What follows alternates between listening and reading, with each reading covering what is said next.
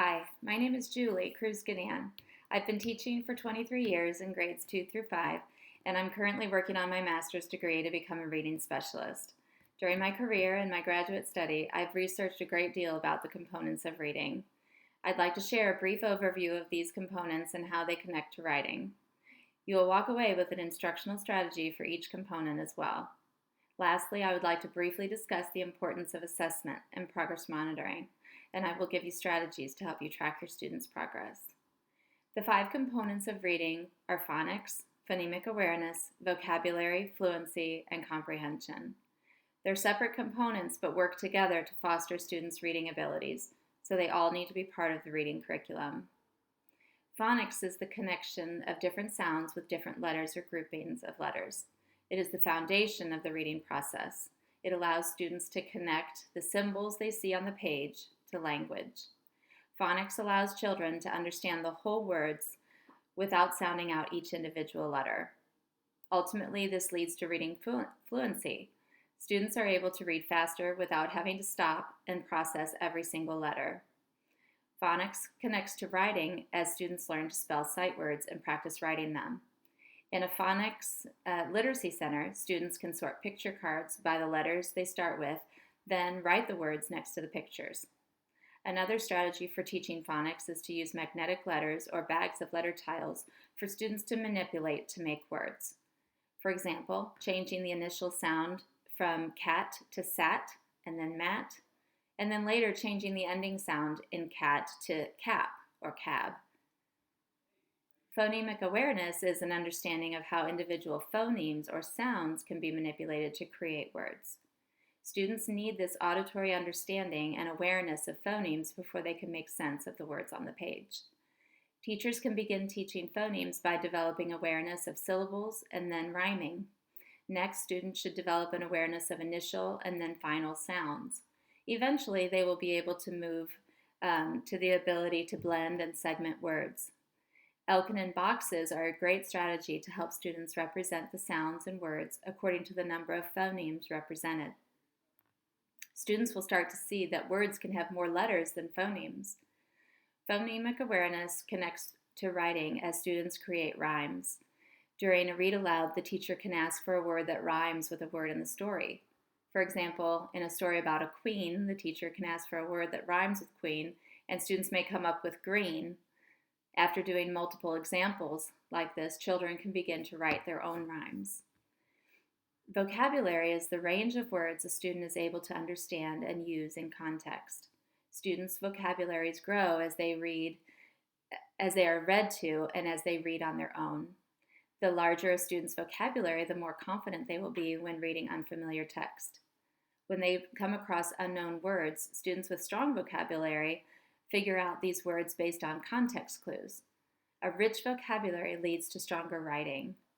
Using a word wall in your classroom for sight words as well as content vocabulary words will help students to use them more often in their writing.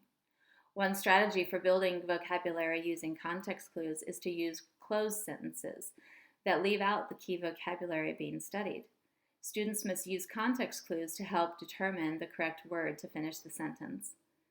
An additional vocabulary strategy, which includes writing, is to compile all the vocabulary words gathered throughout the week and invite students to write a story that uses as many words as possible. This will allow them to practice using words in context as well as show their understanding of new vocabulary. Fluency is the ability to read with accuracy, speed, and understanding. Fluency allows students to hear the auditory expression of words in their head, even when they're reading silently. Strong readers read with expression and are more likely to comprehend text. Teachers who read aloud to their students model fluent reading. Students who do repeated readings grow in their fluency. One strategy to help promote fluency is a language experience activity. This is when the teacher or an assistant writes down the words of the story that are spoken by the student. When it's read aloud, students can easily read along. The vocabulary is familiar because it's student created and the story is based on their experience. The teacher can connect this to writing by encouraging the student to turn their language experience into a small book. They can even add illustrations. The final component is comprehension. Comprehension is a student's understanding of the information in the text, such as who, what, when, where, the ideas, the meanings. I always try to tell my students that they're not really comprehending unless they're understanding the text. When students are drawing meaning and information, or truly enjoying the experience of the story, we know they're comprehending. Teachers help students grow in their comprehension as they share pictures, ask questions, point out important ideas, and reread to clarify misunderstandings. Much of this takes place during interactive read aloud. Students must see comprehension as a process of seeking meaning. Asking and answering questions as we continue to further read the text is a wonderful model of comprehension. Another strategy to foster comprehension as well as writing is to use a reading response journal. This can be an opportunity for students to question the text, to reflect on it, to make connections, and to take notes about what they're reading. Now we'll take a look at the importance of assessment and progress monitoring. The authors of the text, Teaching Reading in the 21st Century, take the stance that data-driven instruction in the form of high-stakes, summative tests takes away quality teaching time, and it doesn't truly show students' ability to read. Instead, they believe assessments should be integrated into the curriculum.